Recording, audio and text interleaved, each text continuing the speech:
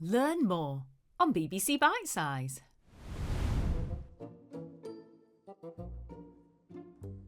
Hello and welcome to Bitesize GCSE History, where we prove that history is interesting and occasionally involves people cutting other people open.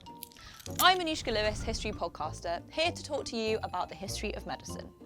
Last time we looked at medieval medicine, which was heavy on religion, stars and bad smells, and very light on science. In this video, we're moving forward to ask, how did medicine start becoming more scientific? The good news, people begin asking questions, but the bad news, there's still quite a lot of blood. We'll explore the key events, people and concepts for your exams.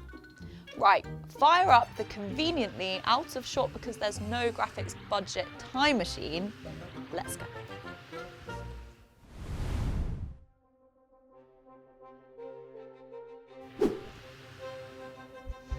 Welcome to Britain between 1500 and 1700, a period known as the Renaissance, which is French for rebirth. Not rebirth like a phoenix, more rebirth like, hang on, what if the old ideas were wrong? It was a time characterised by new ways of thinking.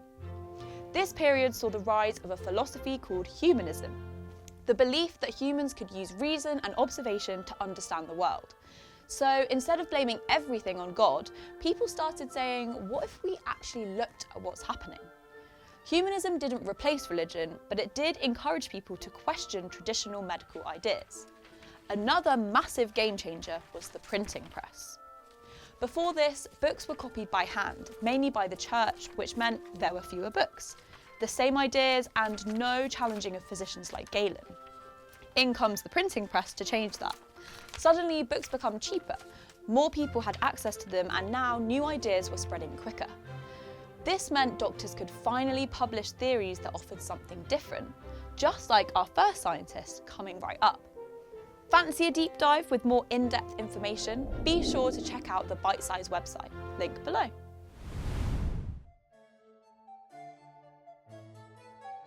First up, Andreas Vesalius. He was an anatomist, which means he studied the inside of the human body. And to do that, he had to dissect human bodies, which was controversial and gross, but very useful. By actually looking inside people, Vesalius discovered that Galen had made mistakes, mainly because Galen dissected animals, not humans. Vesalius disproved quite a few of Galen's claims, including Galen's theory about how blood flowed through the heart.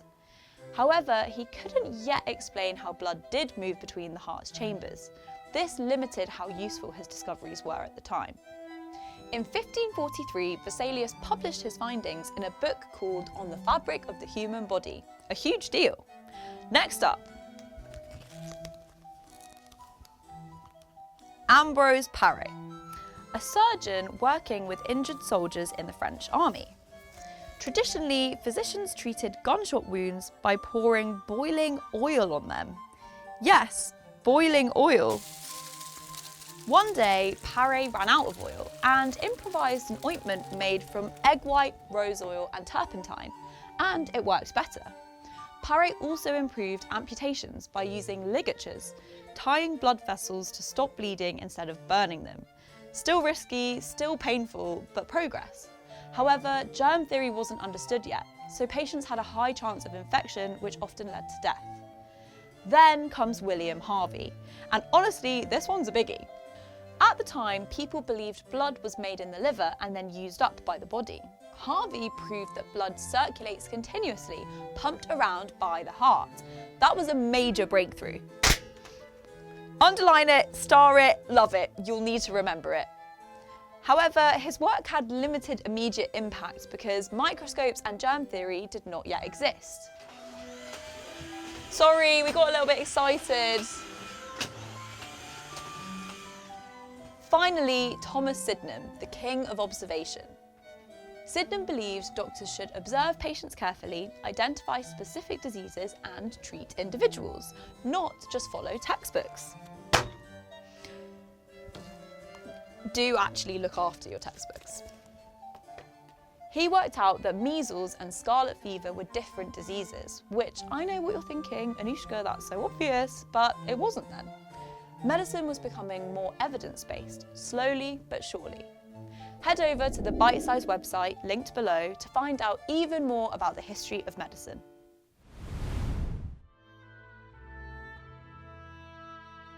Right, time for a reality check.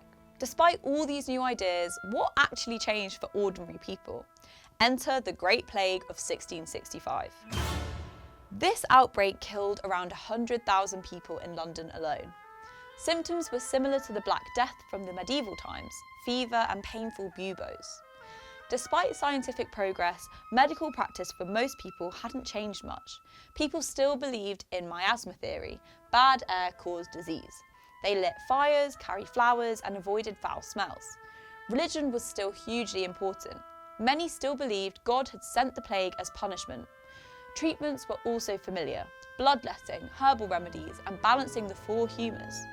There was quarantine, where villagers isolated themselves, like in Eyam, Derbyshire, where people famously stayed put to stop the disease spreading. So, although ideas were changing, everyday medicine didn't massively move on. Right, time for me to get back to the present day, where thankfully things have advanced.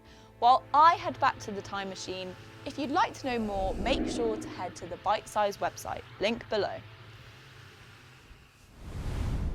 So, remember this for your GCSEs. Between 1500 and 1700, medicine became more scientific, with observations, experiments, and new discoveries.